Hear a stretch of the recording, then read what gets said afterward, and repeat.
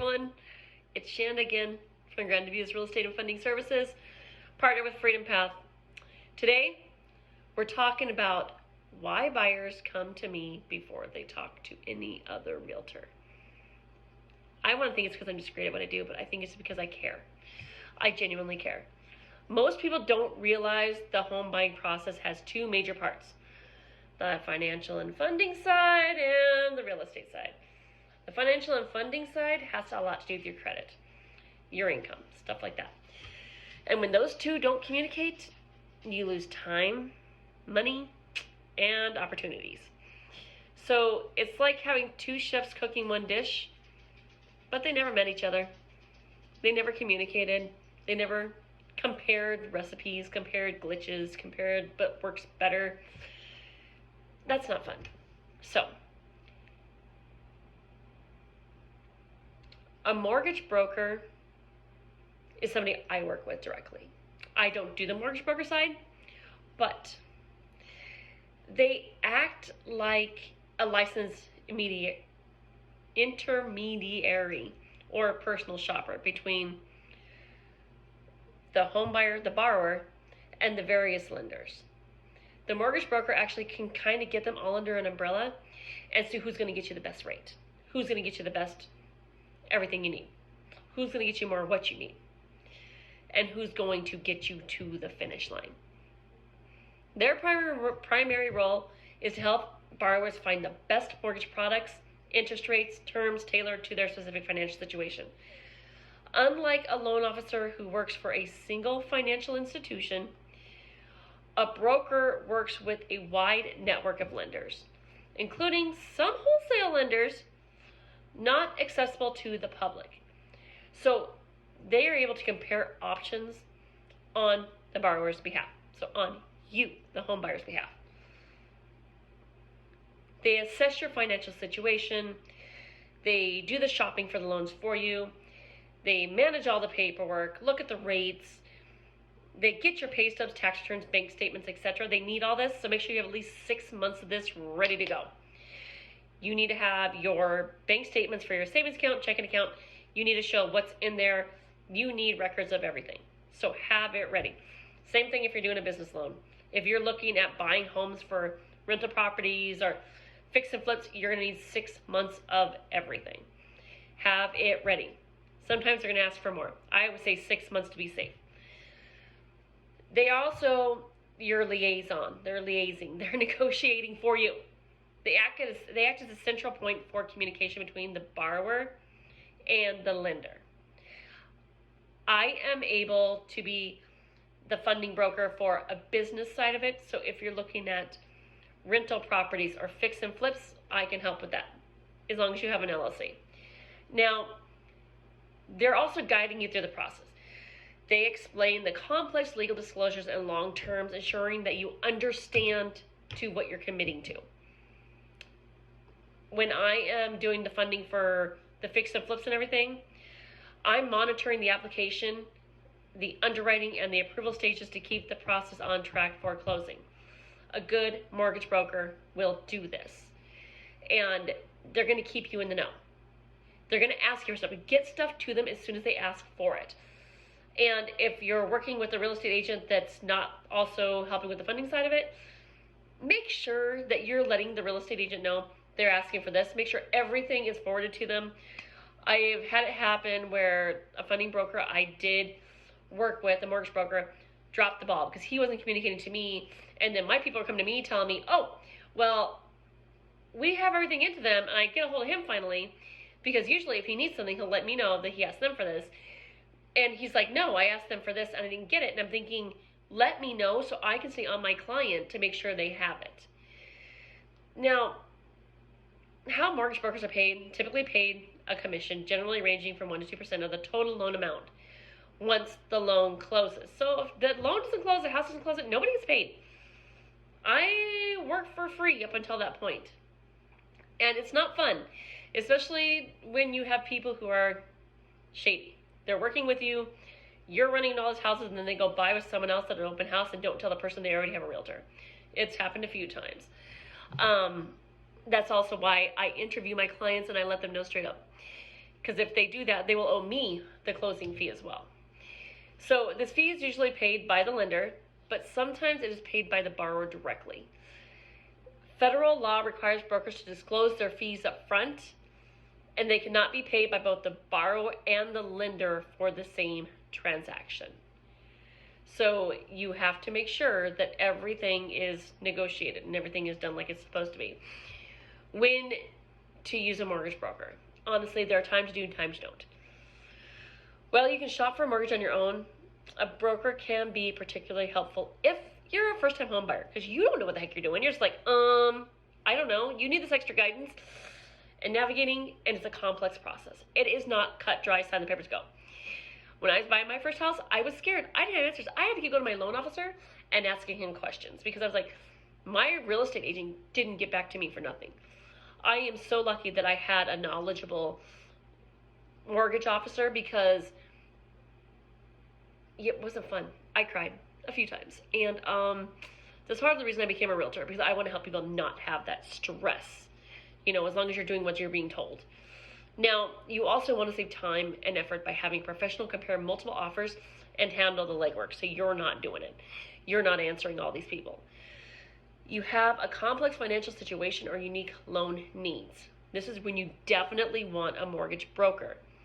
You have a lower credit score. You're self-employed. That might benefit you to have this experts advocacy and access to specialized lenders, because not two lenders are the same. No two lenders are the same. I should say it that way. The role of a realtor and a credit repair specialist, which is my specialty, like I said, I do business funding, fix and flips, like business kind of funding, stuff like that.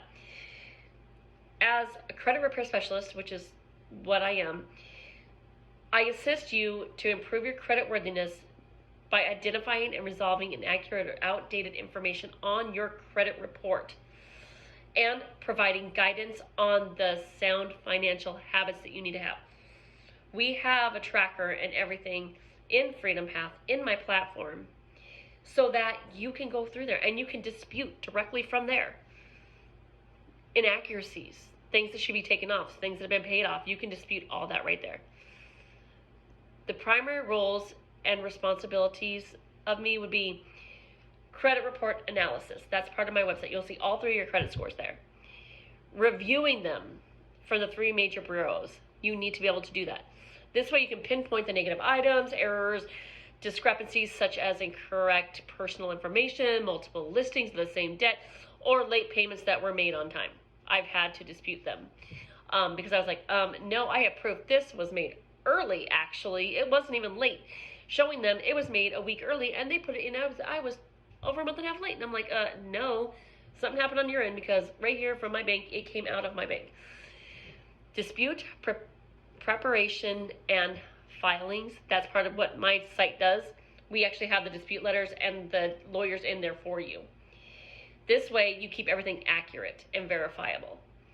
Communicate and negotiate.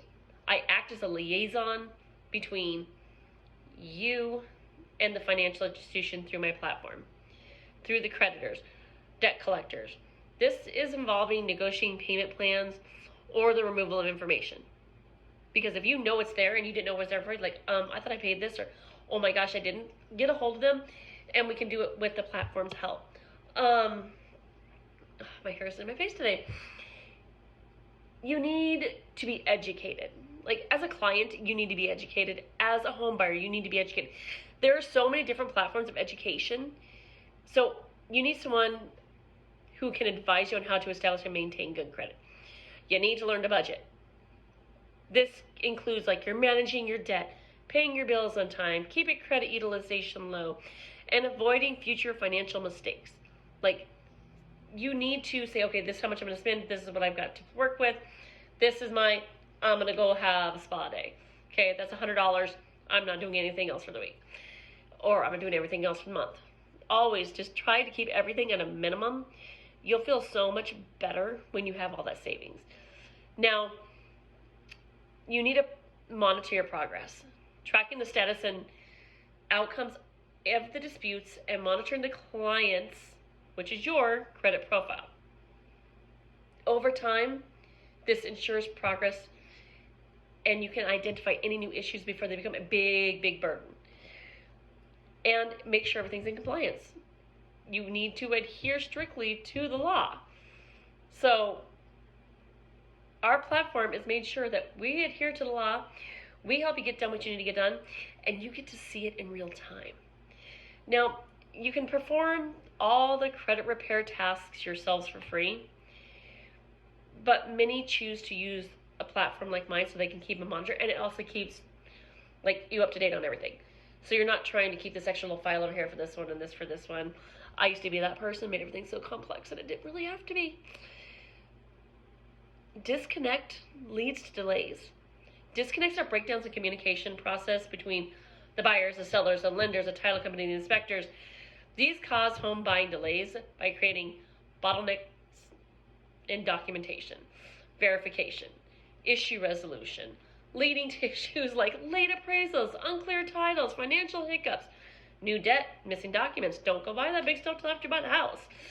And failed contingencies, inspection, repair, buyer's home sale, that halt the process until this is all sorted out, often requiring renegotiation and extra time. So I have a checklist of things my clients need to do and not do, and you gotta follow it, because this is going to make sure you get in your home. And still, do some of the checklist stuff on a monthly basis. Sit down, have a budgeting night. Say, okay, we're gonna sit down and get everything together. This is what we spent. This was what we spent stupidly. Let's not do that again. Let's kind of budget this in and say, we're not going there because we spent $150 we didn't have over there. Now, the lender and financing disconnects. Let's talk about this keys areas of disconnection and delay. So the lender financing parts are documents delays, missing pay stubs, blurry photos, unclear large deposit, slow underwriting. That does happen, and when they ask you for something, get it to them right away. They ask you to get them or fill out a form, get it to them ASAP. Because the longer you take, the longer it takes for them. And ensure that your realtor is in the loop as to what is going on. Because they can also say, hey, did you get that in because you forgot about it?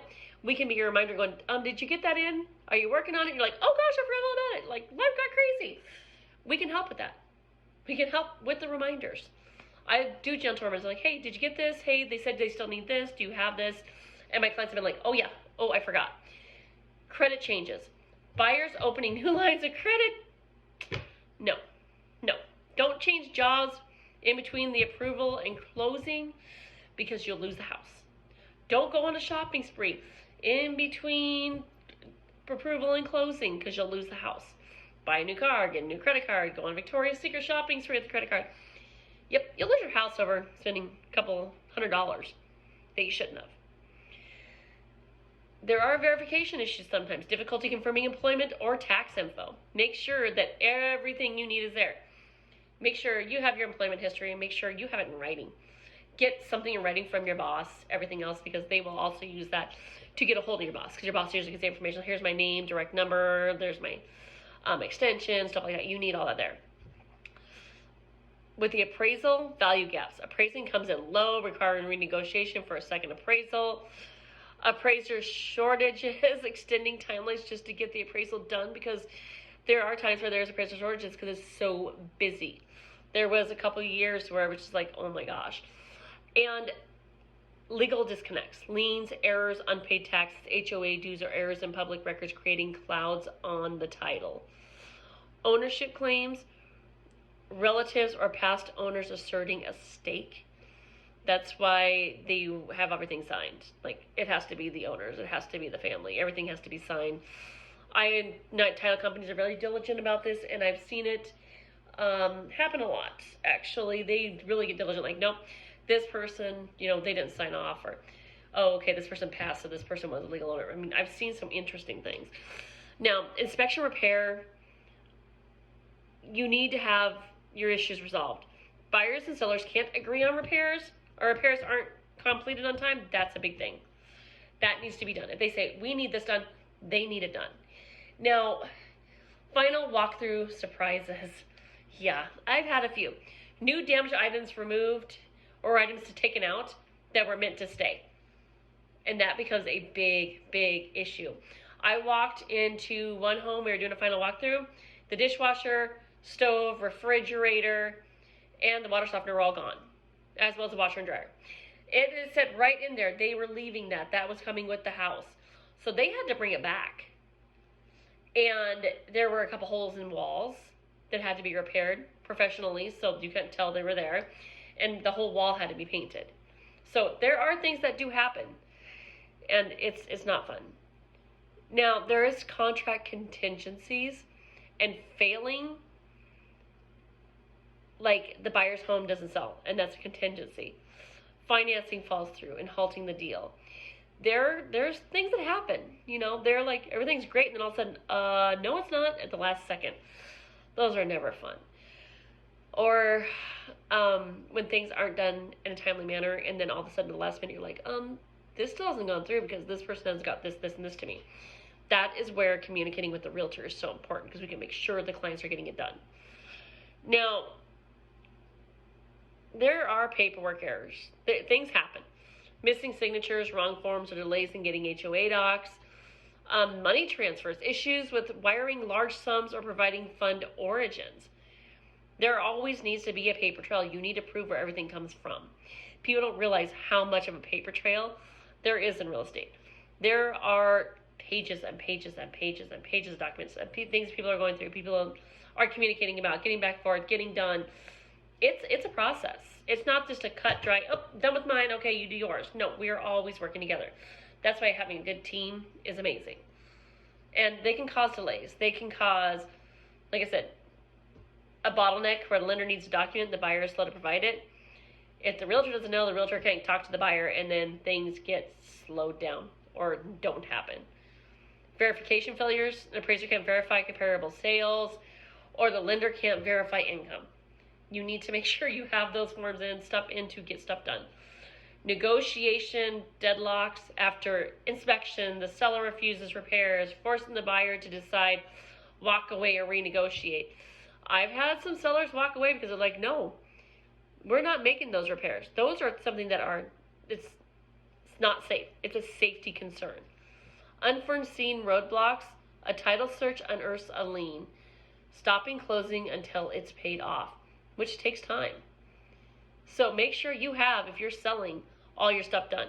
If you're a buyer and you find out about a lien, we need to get that fixed. We need to get that seller on that as soon as possible.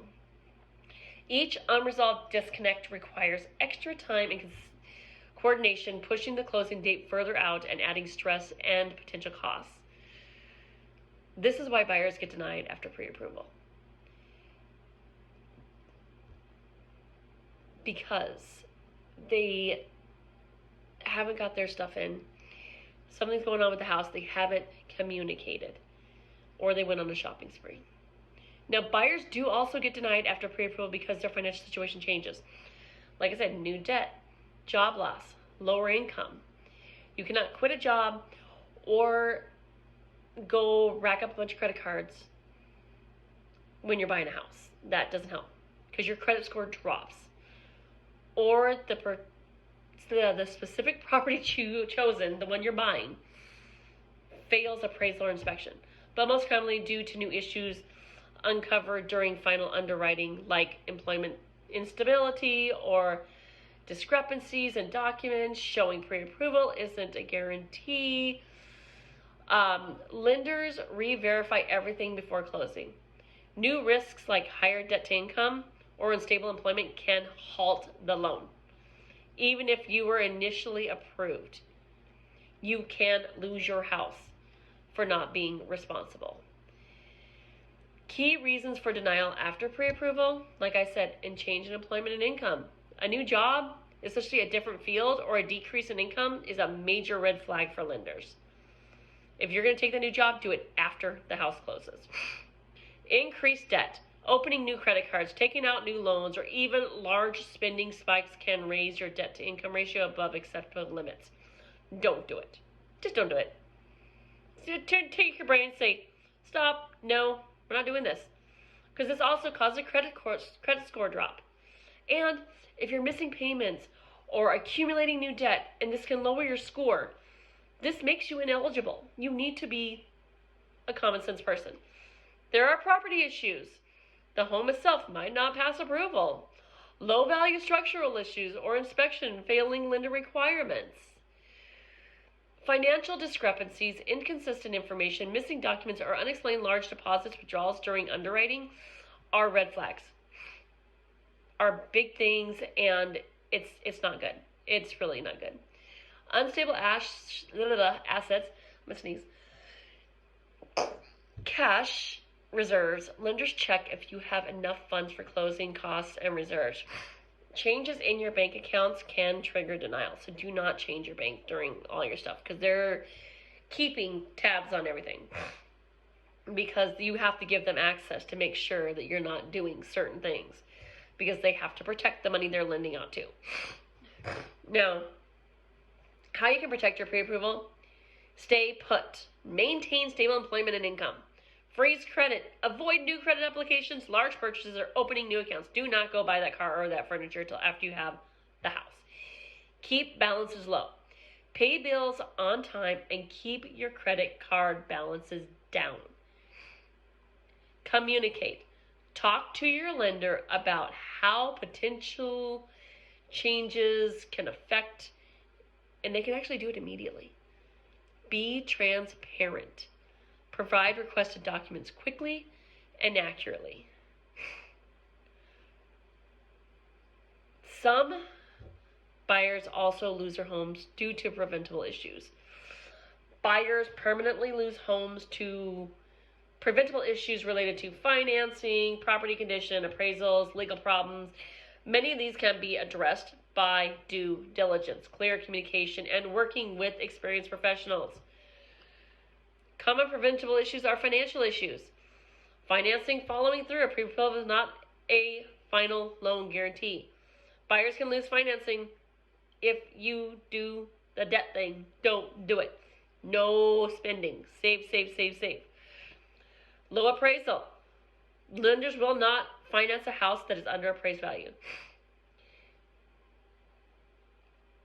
Or if the appraised value is under the selling value, sorry. Understanding costs. Some buyers later regret their purchase because they underestimate ongoing costs like taxes, maintenance, utilities, and insurance. Inability to sell current home. The buyer's offer is contingent on them selling their home. It can make it fall through. Property condition and inspection problems can also make it fall through.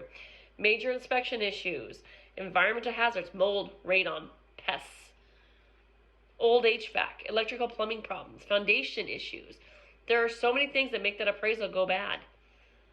Seller refusal to make those repairs. After an inspection, buyers often request repairs or concessions. If the seller is difficult or refuses to negotiate reasonable requests, the buyer can exercise their inspection contingency and back out of the deal. That's why having the inspection is so important. There are title problems that happen, like a legal process issue. Incompetent representation. Miscommunication, missed deadlines, or poor negotiation skills by an inexperienced person can derail a transaction. But that also comes with incompetent sellers and buyers as well. You have responsibilities as well as everybody else. We need to work as a team. It's not a one-man show. It is, you know how they say it takes a team to raise a child? It takes a team to buy a house too. Now, you can prevent losing your home by getting a mortgage pre-approval, not just a pre-qualification, because those don't count. And avoid any major financial changes until closing. After closing, give yourself a few months. Just hang in there. If you want this house bad enough, you'll do what you need to do. Work with an experienced agent. Be prepared for the appraisal. Conduct thorough due diligence and ensure clear communication. It's our responsibility, all of ours. Mortgage, realtor, and client. We are a team, and there is no I in team. This is exactly why I partnered with Freedom Path. I created Grand Abuse because I want to try to have everything under one umbrella. But I don't want to be a mortgage broker as well because I've got a lot of hats I wear. Too many, too. I'm a teacher as well. So I not only teach my clients, I teach students. And one strategic plan connects everything. But we all have to work as a team. With Freedom Path, you have your financial review. You can look at your credit and repair it and develop a strategy.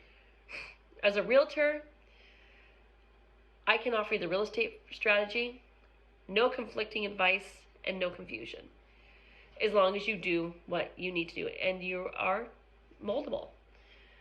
This process isn't always easy, and I won't pretend it is. But working with someone who handles both sides with the credit and the real estate makes it smoother, faster, and more empowering. And when they team up with the right brokers, life is easy, as long as you do your share. So, message me trust if you want someone who understands your full financial and real estate picture before you make a move. Because, like I said before, I interview my people. I don't just take anybody. And I care. And I want to see people succeed. And I never want to see anyone go through what I did when I was a single mom buying my house. You all have an amazing day.